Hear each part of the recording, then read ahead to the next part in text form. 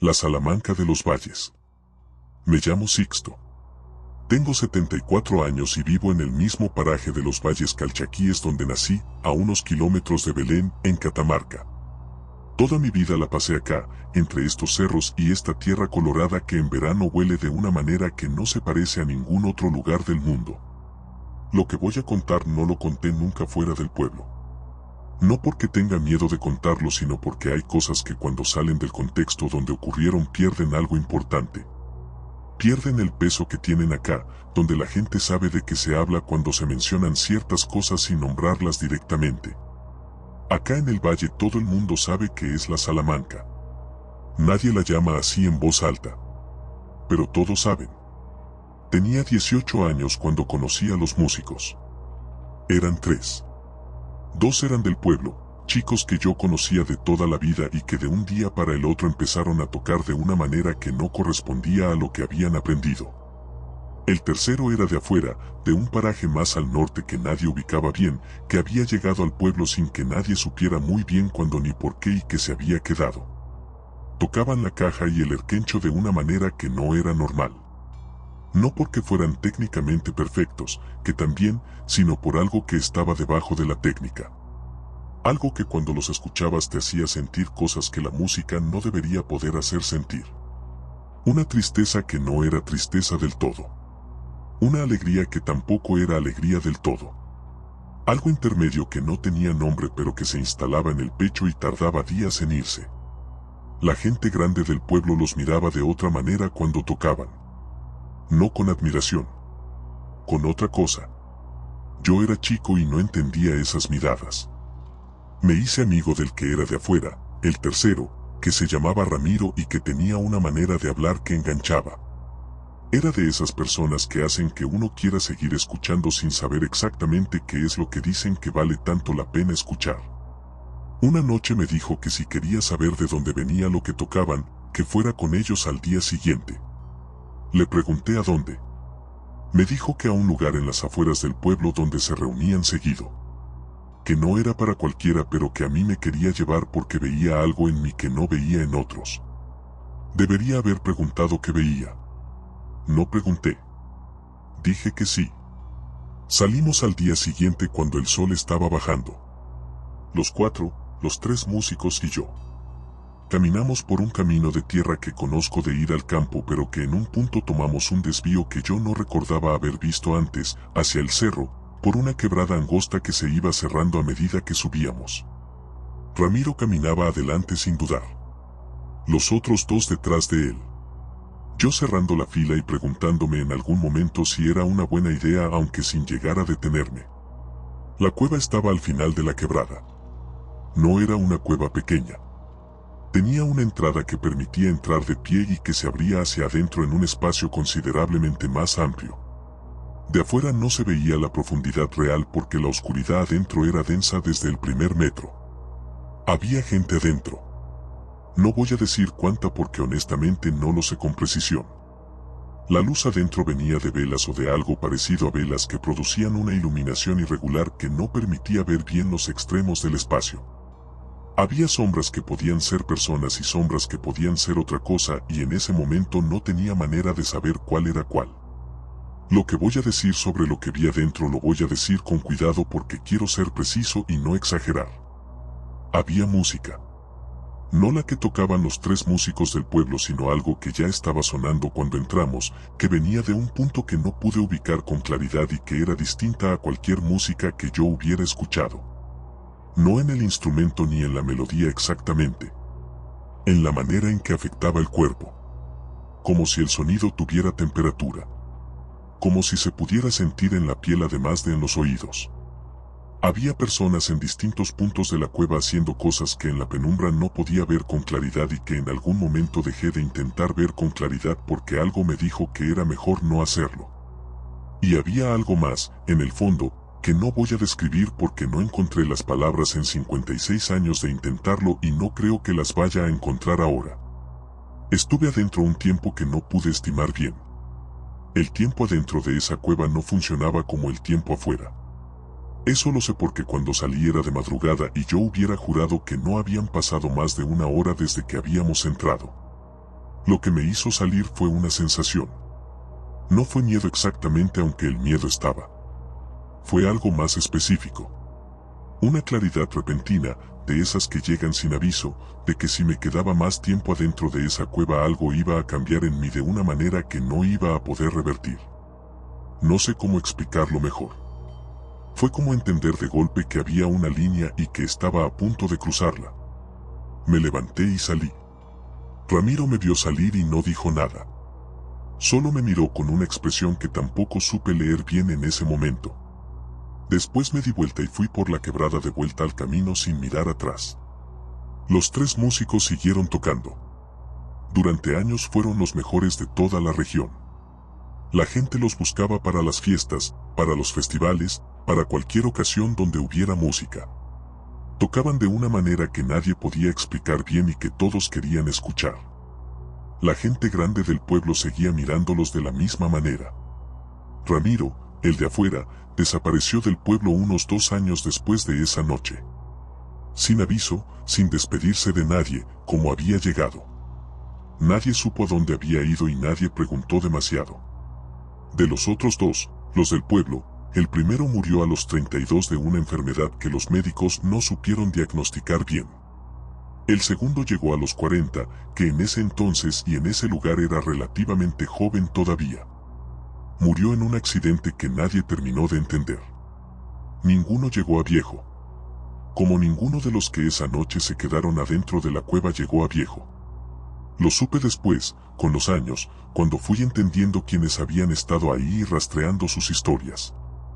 Ninguno. Le conté lo que había visto a mi padre muchos años después, cuando él ya estaba viejo y yo ya tenía mis propios hijos. Me escuchó sin interrumpirme. Cuando terminé me preguntó si había tocado o comido algo adentro.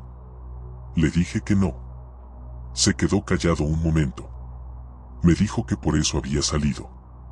Que la Salamanca retiene a los que toman algo de adentro, que comer o beber en ese lugar o aceptar cualquier cosa que te ofrezcan es el momento en que el trato se hace sin que uno lo decida de manera consciente. Que salir sin haber tomado nada era la única manera de salir entero. Le pregunté si él sabía que existía ese lugar. Me dijo que todo el mundo en el valle lo sabe.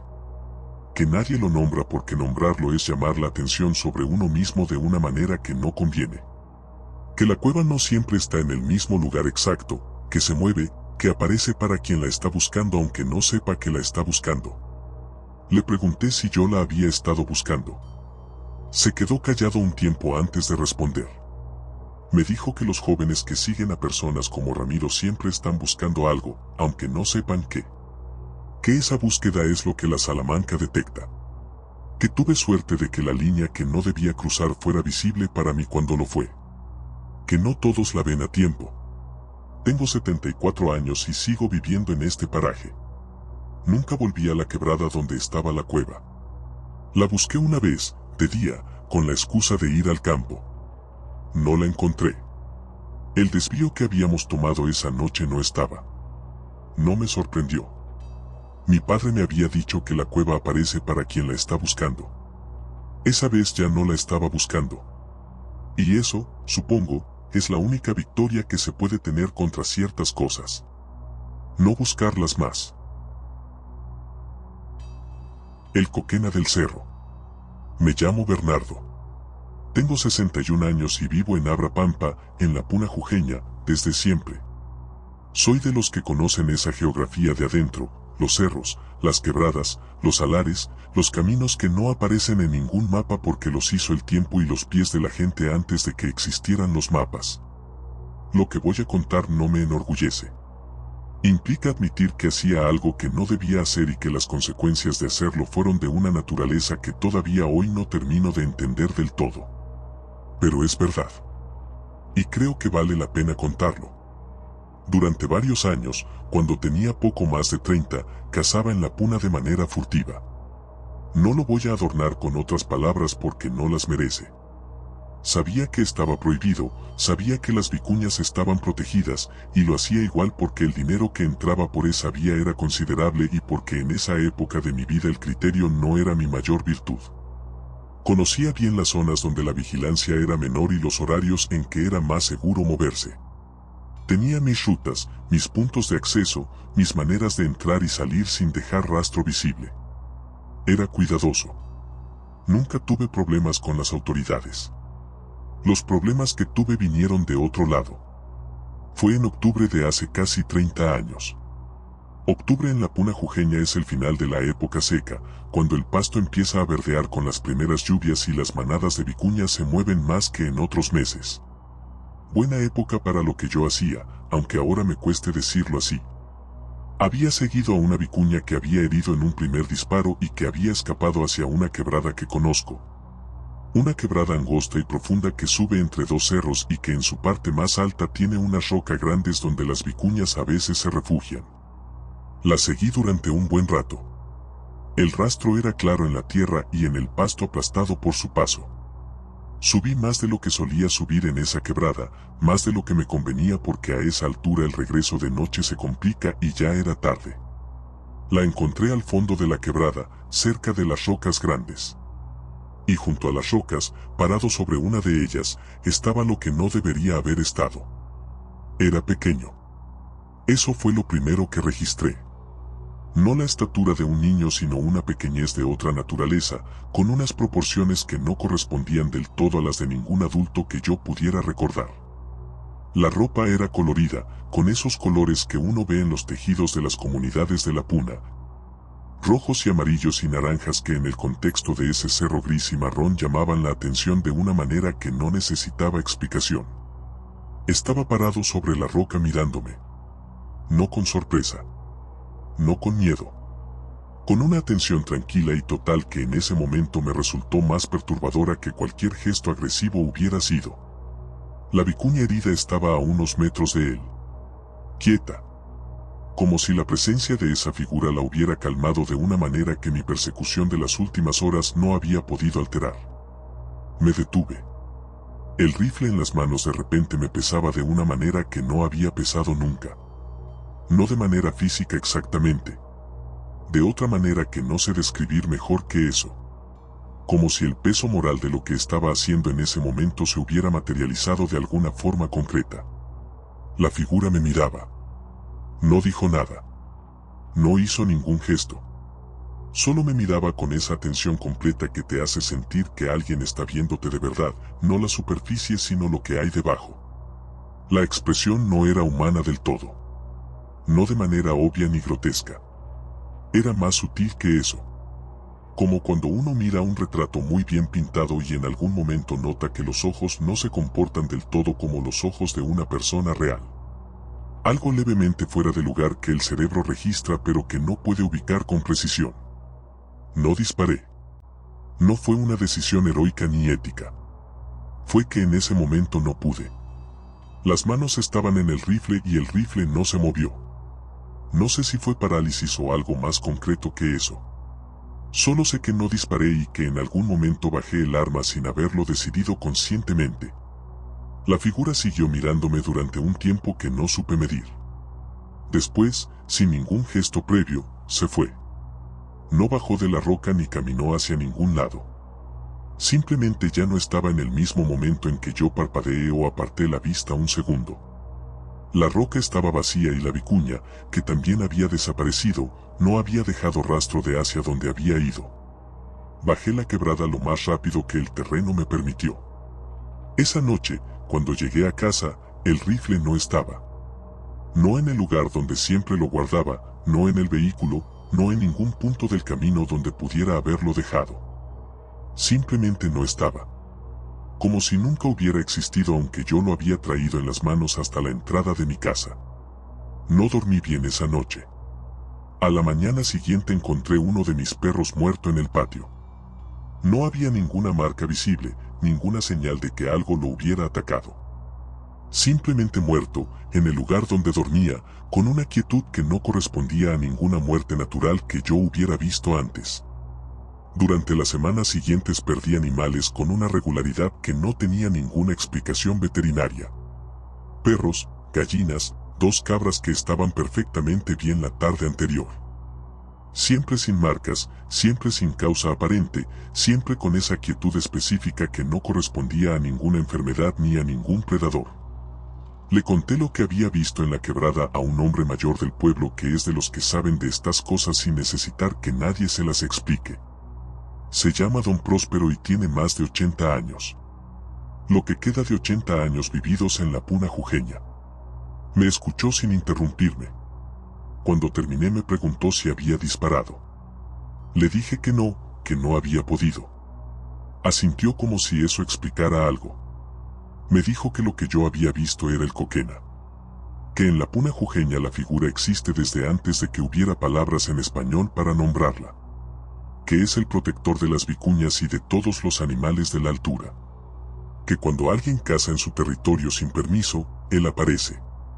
Que no siempre se lo ve. Que cuando se lo ve es porque quiere ser visto.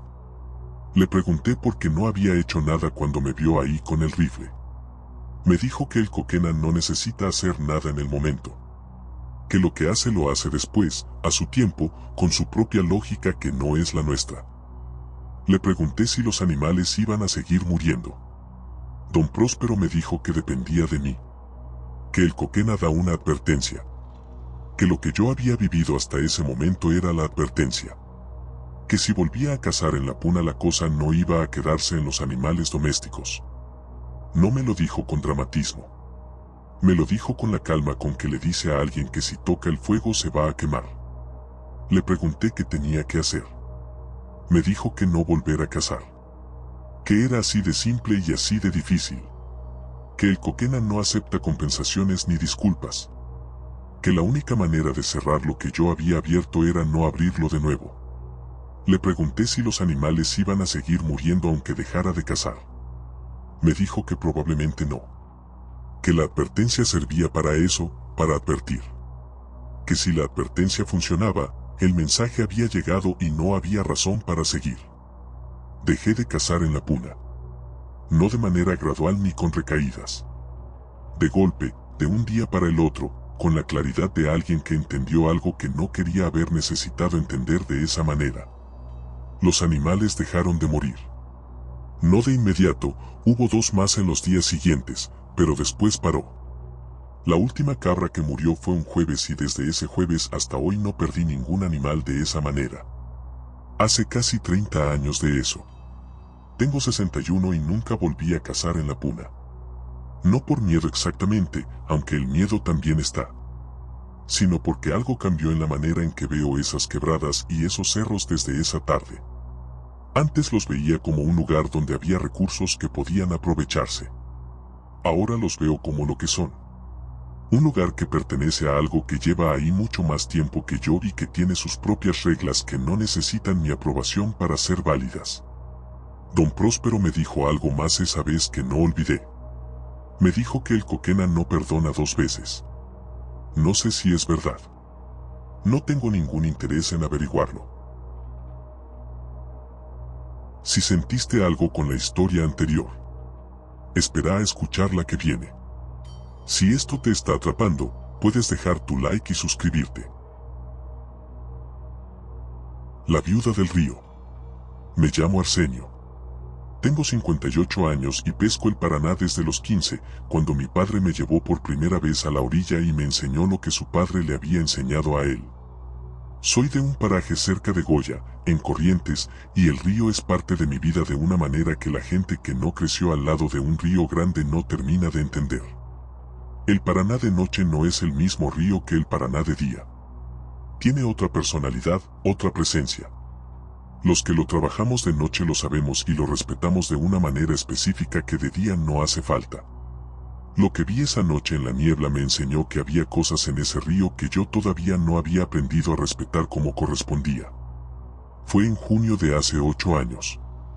Junio en el Paraná correntino es una época particular. El río está crecido todavía por las lluvias del otoño, el frío hace que la niebla se instale sobre el agua en las noches sin viento y hay una quietud en el ambiente que en otras épocas del año no tiene. Es buena época para pescar el surubí grande que se mueve con más actividad en el agua fría. Esa noche salí solo cerca de las 10. Mi compañero habitual, el toro, había tenido un problema en la casa y no había podido venir. Salí igual porque tenía el equipo listo y porque el Paraná de noche solo no me genera ninguna incomodidad después de más de 4 décadas en ese río. La niebla estaba instalada desde temprano. Densa, de esa que reduce la visibilidad a unos pocos metros y que hace que los sonidos lleguen de manera distorsionada, como amortiguados por algo que no se puede ver. En esas condiciones uno navega despacio, conociendo el río de memoria, usando las referencias que aprendió a lo largo de los años. Llevaba un rato en el agua cuando llegué al punto donde siempre paro a tirar las líneas. Una zona que conozco bien, con una profundidad que en esa época es ideal y con una corriente que trae los peces de una manera predecible. Fondeé la canoa y empecé con el equipo. La vi unos 20 minutos después. Estaba en la orilla opuesta, que en ese punto del río queda a unos 80 metros. Con la niebla la visibilidad era limitada pero suficiente para ver la orilla con cierta claridad cuando la luna encontraba un hueco entre la neblina. Era una mujer vestida de negro. Parada en la orilla, completamente quieta, mirando hacia el agua. El vestido largo, oscuro, con el pelo también oscuro suelto que con la humedad de la noche se pegaba a los hombros. Mi primer pensamiento fue de extrañeza genuina. Esa orilla no tiene acceso directo desde ningún camino que yo conozca.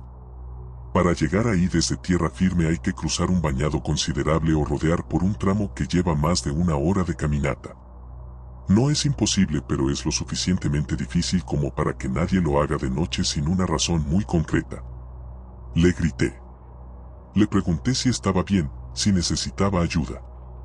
No respondió. No giró la cabeza, no levantó una mano, no hizo ningún gesto de alguien que escuchó algo. Se quedó exactamente como estaba, parada, mirando el agua, con esa quietud que en ese momento empecé a sentir de una manera diferente a como la había sentido al principio. No era la quietud de alguien que no me había escuchado. Era la quietud de alguien que no necesitaba responder. Le grité de nuevo. Más fuerte. El río de noche con niebla lleva el sonido de maneras raras, pero a 80 metros cualquier persona hubiera escuchado. Nada. Después se metió al agua. Lo hizo despacio. Un paso, después otro, completamente vestida, con esa misma calma con que había estado parada. El vestido negro mojándose desde el ruedo, el agua subiéndole por el cuerpo a medida que avanzaba hacia el centro del río. No producía olas. Eso fue lo que me paralizó. El Paraná en esa zona tiene una corriente que cualquier cuerpo que entra al agua desplaza de manera visible. Yo lo he visto cientos de veces con pescadores que entran a refrescarse, con animales que cruzan, con cualquier cosa que tenga peso y volumen. El agua se desplaza. Siempre. Esta mujer entraba al agua sin que el agua reaccionara de ninguna manera. Cuando el nivel le llegó a los hombros se hundió. Sin hundirse exactamente. Fue más como si el río la absorbiera, como si el agua se cerrara sobre ella de la misma manera en que se cierra sobre algo que siempre perteneció ahí. La superficie quedó lisa. Sin una ola, sin un círculo, sin ninguna señal de que algo acababa de entrar al agua en ese punto. No bajé de la canoa. No fue una decisión que tomé después de pensarla. Fue la misma parálisis que me había mantenido quieto mientras la miraba entrar al agua, que ahora me mantenía sentado en la canoa sin poder moverme, aunque una parte de mí gritaba que debía hacer algo. Que había una persona en el agua, que tenía que ayudar. Pero no había ninguna persona en el agua. El río estaba liso y quieto como si nada hubiera pasado. Me quedé en la canoa sin moverme durante un tiempo que no supe medir. Después recogí las líneas, levanté el ancla y volví al paraje despacio, navegando en la niebla con el piloto automático que dan los años de conocer un río. No hablé con nadie esa noche. A la mañana siguiente me enteré de que el Coco no había vuelto. El Coco era otro pescador del paraje, un hombre de unos 50 años que llevaba toda su vida en el río y que había salido esa misma noche en el mismo horario que yo. Su canoa apareció fondeada en un punto del río a unos kilómetros del paraje, con el equipo en orden, sin ninguna señal de accidente ni de problema mecánico. El Coco no estaba. Lo encontraron 2 días después, aguas abajo. en condiciones que el médico del pueblo clasificó como ahogamiento, aunque ninguno de los que lo conocíamos entendía cómo alguien con su experiencia en ese río podía ahogarse en esas condiciones. Le conté a la viuda del Coco lo que había visto esa noche. No de inmediato, esperé unas semanas hasta que el dolor más agudo había cedido un poco. Me escuchó sin interrumpirme. Cuando terminé me dijo que ella ya sabía. Que la gente del paraje le había dicho lo mismo que le decían siempre cuando algo así pasaba en el río. Que la viuda del río había aparecido esa noche y que había elegido. Le pregunté si sabía que era la viuda. Me dijo que en el Paraná correntino esa figura existe desde antes de que ninguno de ellos hubiera nacido. Que aparece de noche, siempre de negro, siempre cerca del agua, siempre antes de que alguien muera en el río. Que no elige al azar sino que ya sabe a quién va a elegir cuando aparece. Que los que la ven y no son los elegidos tienen suerte y a la vez no tienen suerte porque cargan con haberla visto. Le pregunté por qué había tenido suerte yo y no el Coco. Me dijo que eso no lo sabía nadie. Que la viuda tiene sus razones que no son las razones de los hombres. Sigo pescando el Paraná. No podría dejar de hacerlo aunque quisiera porque es lo único que sé hacer de una manera que valga algo. Pero desde esa noche hay cosas que cambié. No salgo solo cuando hay niebla. No es una regla que me puse de manera explícita. Simplemente ocurrió que después de esa noche cada vez que hay niebla y estoy por salir solo, algo me hace esperar a que haya alguien que venga conmigo. Y cuando estoy en el agua de noche y la niebla está densa, no miro la orilla opuesta más de lo necesario. Porque hay cosas que es mejor no ver. Y porque si la viuda está ahí, ella ya sabe quién es el elegido.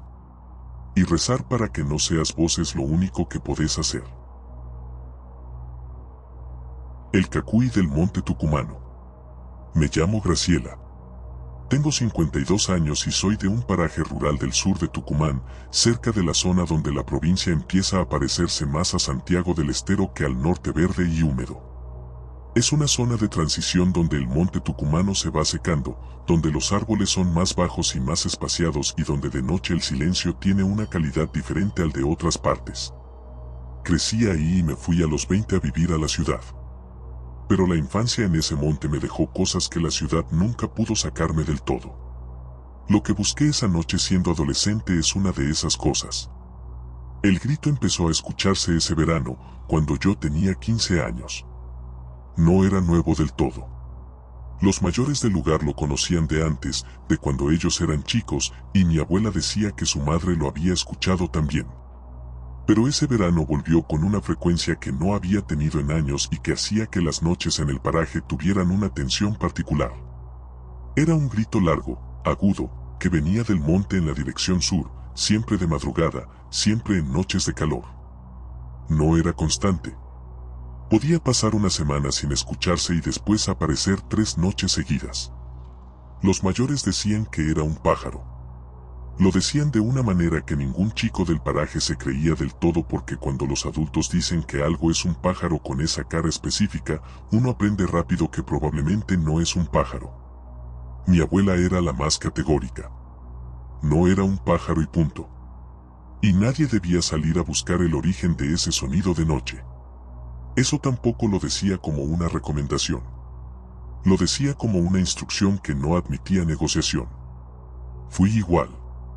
Tenía 15 años y la convicción específica de esa edad de que las advertencias de los adultos son exageraciones destinadas a mantener a los chicos dentro de la casa. No por maldad sino por esa certeza que uno tiene a los 15 de que el mundo real no es tan peligroso como los mayores pretenden. Una noche de enero, cuando el calor era de esos que no ceden ni a la madrugada, el grito sonó cerca de la 1. Mis abuelos dormían. Mis padres dormían. Me levanté, agarré la linterna chica que guardaba en el cajón de la mesita y salí por la ventana del cuarto que daba al patio de atrás. El monte empezaba a unos 100 metros de la casa. Caminé hacia el sonido. No sonó de nuevo de inmediato. Hubo un periodo de silencio después del grito que escuché desde adentro, lo que era habitual. A veces tardaba media hora en repetirse. Seguí caminando hacia el sur, hacia la dirección de donde venía. El monte de noche en esa zona tiene una densidad que de día no tiene. Los árboles bajos y los arbustos se cierran de una manera que la linterna no alcanza a iluminar del todo y que obliga a moverse despacio. No era la primera vez que entraba al monte de noche porque en esa zona uno aprende desde chico a no tenerle miedo, pero sí era la primera vez que lo hacía en esa dirección y a esa hora. Llevaba unos 20 minutos caminando cuando el grito volvió. Mucho más cerca. Me detuve. La distancia entre el grito que había escuchado desde la cama y este era incomparable. Desde la casa el sonido llegaba atenuado, procesado por la distancia y las paredes. Acá en el monte, a unos pocos metros de donde estaba el origen, tenía una calidad que no había anticipado. No era el grito de ningún pájaro. Sé cómo suenan los pájaros nocturnos del monte tucumano porque los escuché toda mi infancia. El urutaú, la lechuza, el atajacaminos. Cada uno tiene su firma sonora que uno aprende a identificar sin pensar. Lo que escuché esa noche a pocos metros no tenía ninguna de esas firmas. Tenía algo de pájaro en la estructura, en la manera en que el sonido subía y bajaba. Pero tenía también algo que los pájaros no tienen. Un componente que no es animal. Que tampoco es completamente humano. Algo intermedio que no tiene categoría en ningún sistema de clasificación que yo conociera entonces ni que conozca ahora. Me produjo algo en el cuerpo que todavía recuerdo con precisión aunque han pasado 37 años. Frío. Frío en pleno enero tucumano, con una temperatura que a esa hora de la noche no bajaba de 28 grados. Un frío que no venía del ambiente sino de adentro, de un punto en el pecho que se fue extendiendo hacia los brazos y las piernas en el transcurso de unos segundos. Y después lo vi. Voy a decir lo mismo que le dije a las pocas personas a las que se lo conté en todos estos años. No puedo describirlo con precisión porque la descripción precisa no existe en mi memoria. No es que lo haya olvidado con el tiempo. Es que en el momento en que lo vi, algo en la manera en que mi mente procesa las cosas no pudo registrarlo de la manera en que registra todo lo demás. Lo que sí tengo son fragmentos. Una forma entre los árboles que era más grande de lo que debería ser si era un pájaro y más extraña de lo que debería ser si era cualquier otra cosa. Un movimiento que no correspondía a ninguna mecánica animal que yo pudiera identificar. Y los ojos, que sí recuerdo con claridad, que eran de un color que no debería existir en ningún ojo de ningún animal del monte tucumano. No me atacó. Se quedó donde estaba y me miró. No sé cuánto tiempo duré ahí parada. Lo que sé es que en algún momento di un paso atrás. Después otro. Después me di vuelta y caminé hacia la casa sin correr, porque algo me decía que correr era peor, con el frío adentro del pecho que no cedía aunque el aire de afuera quemara. Entré por la misma ventana, me metí en la cama y me tapé aunque hacía calor. El frío duró días. No de manera constante. Venía en oleadas, especialmente de noche, especialmente cuando estaba a punto de dormirme. Una sensación de temperatura que no correspondía a ninguna temperatura real del ambiente y que los primeros días me hizo pensar que estaba enfermándome. No estaba enferma. Al menos no de ninguna manera que un médico pudiera diagnosticar. Mi abuela lo notó al día siguiente. No le conté lo que había hecho. No fue necesario. Me miró a los ojos en el desayuno y me preguntó si había salido de noche. No pude mentirle. Le dije que sí, que había ido al monte a buscar el origen del grito. Se quedó callada un momento. No me retó. No levantó la voz. Se levantó, fue a la alacena, sacó algunas cosas que no identifiqué bien y volvió a sentarse. Me dijo que lo que había escuchado y lo que había visto era el cacuy. Que en esa zona del monte tucumano existe desde antes de que hubiera palabras para nombrarlo. Que no es exactamente un pájaro aunque a veces tome esa forma. Que los que lo buscan de noche generalmente encuentran más de lo que buscaban. Le pregunté si me había hecho algo. Me dijo que no, que si me hubiera hecho algo no estaría sentada en esa silla. Que el frío que yo estaba sintiendo era el rastro que dejaba en los que lo veían de cerca. Que se iba solo con el tiempo. Se fue en 8 días. Mi abuela murió 2 años después. Nunca le pregunté todo lo que hubiera querido preguntarle sobre esa noche y sobre lo que sabía del cacuy. Eso es algo que lamento. Lo poco que se lo fui juntando con los años de distintas fuentes. Gente mayor del sur tucumano que conoce las historias, algunas cosas escritas que encontré con el tiempo.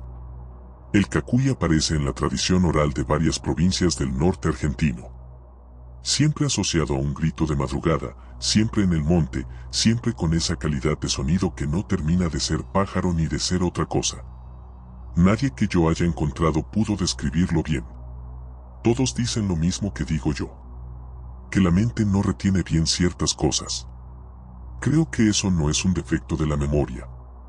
Creo que es una protección. Que hay cosas que si uno las recordara con demasiada claridad, el solo hecho de recordarlas sería suficiente para que volviera el frío. Y eso es algo que no necesito volver a sentir. El Curupí de Liberá. Me llamo Tomás. Tengo 46 años y soy guía de turismo en los esteros de Liberá desde hace 16.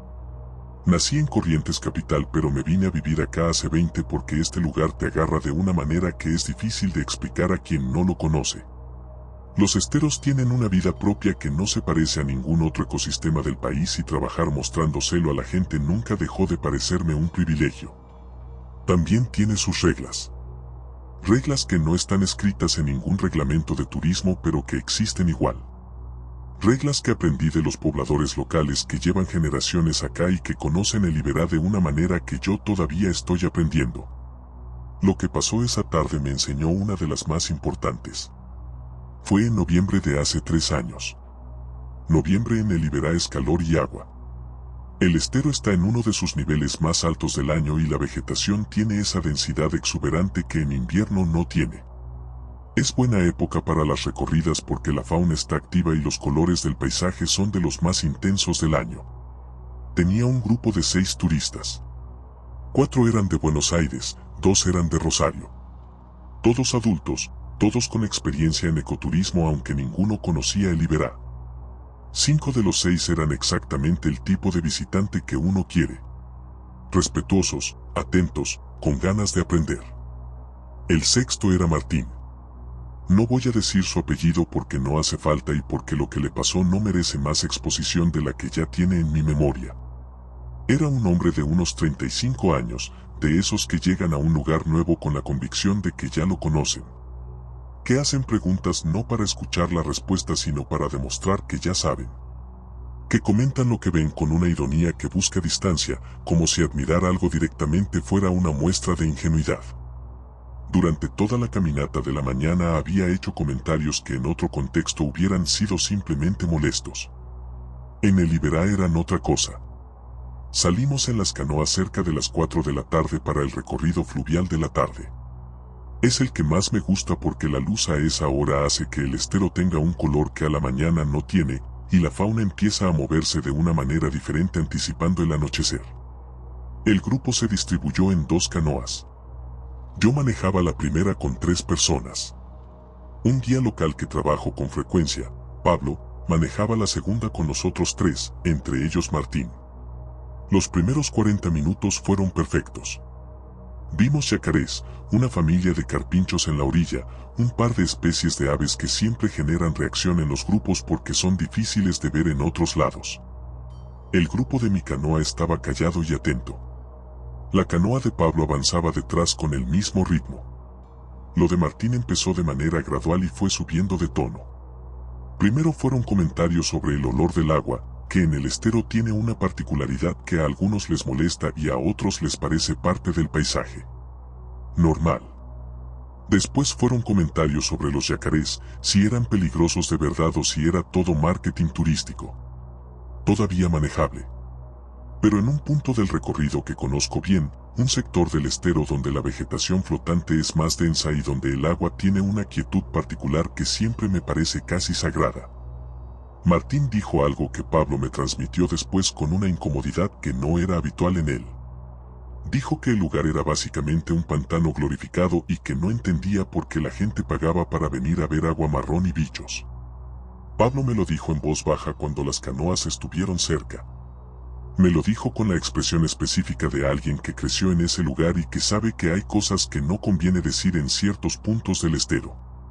Le dije que siguiéramos, que faltaba poco para el punto de regreso. 5 minutos después la canoa de Pablo volcó. No hubo ninguna razón visible para el vuelco. El agua en ese punto tiene menos de 1 metro de profundidad. No había corriente, no había viento, no había ningún obstáculo visible que hubiera golpeado la canoa. Pablo es uno de los guías más experimentados que conozco y lleva años en esas aguas. No vuelca canoas. Los 3 pasajeros y Pablo terminaron en el agua. Me acerqué de inmediato con mi canoa y entre todos lo sacamos sin mayores problemas. Nadie se lastimó de manera grave. Algunos golpes, el susto correspondiente, la ropa empapada. Cuando estábamos revisando que todos estuvieran bien fue cuando vi las marcas en los tobillos de Martín. Eran marcas circulares, rojizas, que rodeaban ambos tobillos de manera casi simétrica. No eran rasguños ni la marca de ningún objeto que pudiera haber golpeado esa zona durante el vuelco. Eran marcas de presión, como las que deja algo que rodea y aprieta, con una regularidad que no correspondía a ningún accidente. Martín las vio también cuando se las señalé. Me preguntó qué eran. Le dije que probablemente el impacto con alguna vegetación durante el vuelco. Le dije que las revisara cuando llegara al alojamiento y que si no cedían en un par de días consultara a un médico. No era verdad lo que le estaba diciendo y él probablemente lo sabía por la manera en que me miró antes de aceptar la explicación. Pero había 5 personas más escuchando y no era el momento. Terminamos el recorrido sin más novedades. De vuelta en el embarcadero, mientras el grupo esperaba el transporte al alojamiento, le pedí a Martín que se quedara un momento. Cuando los demás se fueron le dije lo que sabía. Le expliqué que en el Iberá hay una figura que los pobladores locales conocen desde siempre, que la llaman curupí, que está asociada al agua, a los ríos y esteros, y que tiene una relación particular con la manera en que los humanos tratan los lugares donde habita, que no tolera el irrespeto, que las marcas en sus tobillos eran su firma, la manera en que señala a alguien que dijo o hizo algo que no correspondía en ese lugar. Me miraba sin decir nada. Le dije que no era una acusación ni un juicio de mi parte, que simplemente quería que supiera qué eran las marcas y de dónde venían según lo que yo sabía. Le pregunté si habían cedido ya. Las miró. Seguían igual de rojas. Le dije que según lo que los pobladores más viejos del lugar me habían enseñado, las marcas del curupí se van cuando el que las tiene reconoce por qué las tiene. Que no es un proceso mágico ni una ceremonia. Que es simplemente entender qué pasó y aceptarlo. Martín estuvo en silencio un momento. Después me preguntó si era en serio.